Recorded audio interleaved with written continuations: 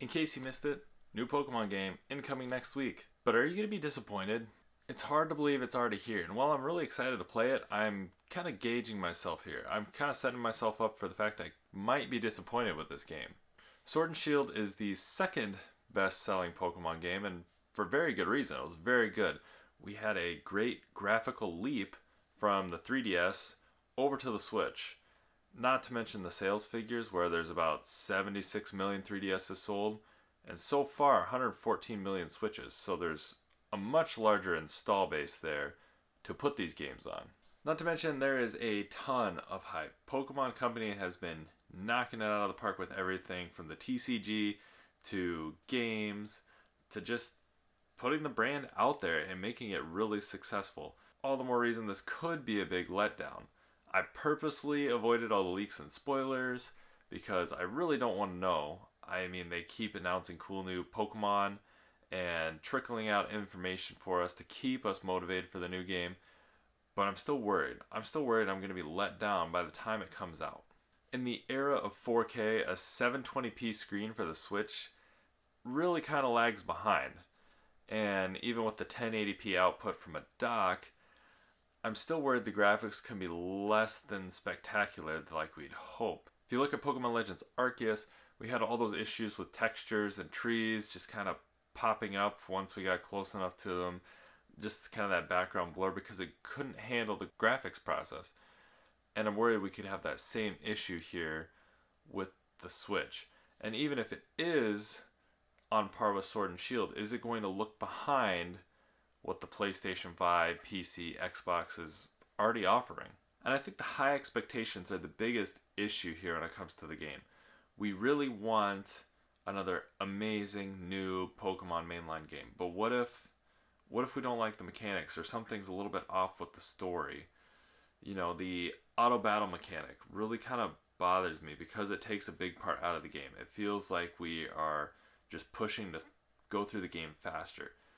We kind of had the same thing when they did the EXP share across the board in the games. Once they introduced that, it took a lot of the grind out, which I think was okay, but ultimately it shortened up the games a lot. And if there wasn't enough post-game content, you ended up with a really short game like X and Y. The open storyline, I'm excited but trying to be reserved about. It could be really good if they did the level system correctly. It could be really bad, and it could just be breezing through the game, which really I don't want. I would love to have a longer game on my hands. I felt like I was able to put a lot of hours into Sword and Shield, and the DLC really helped that. So I'm guessing we will get a DLC with this one as well. I'm just worried that the initial launch is what the game could have been, and the DLC is what should have been the initial launch. Kind of like it was with Sword and Shield, where the initial release was good, and the DLC made it great. And some of this is rooted in data too. You can go look through the sales of Pokemon games through the years, and it kind of has like an ebb and flow to it, where there'll be one really good year, and then the next year the sales kind of go down a little bit with the next release. And then it goes up and down, and we kind of have that pattern of ebb and flow, up versus down. And so I think based on those figures and how sales generally go, I think there will be less sales of Scarlet and Violet versus Sword and Shield. Basically due to the overhype, because it seems like every single game that comes out nowadays is hyped beyond belief. So then when it doesn't meet our drastic expectations, we're really disappointed.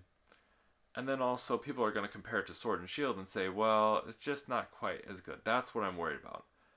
I really hope I make this video and it's completely wrong. The game just knocks it out of the park and it becomes a definitive game. But I'm really worried I'm going to be disappointed. I really hope I'm not. But I just want to throw this out there to temper your expectations and don't get so hyped that when it does come out, your expectations just can't match the reality of the game.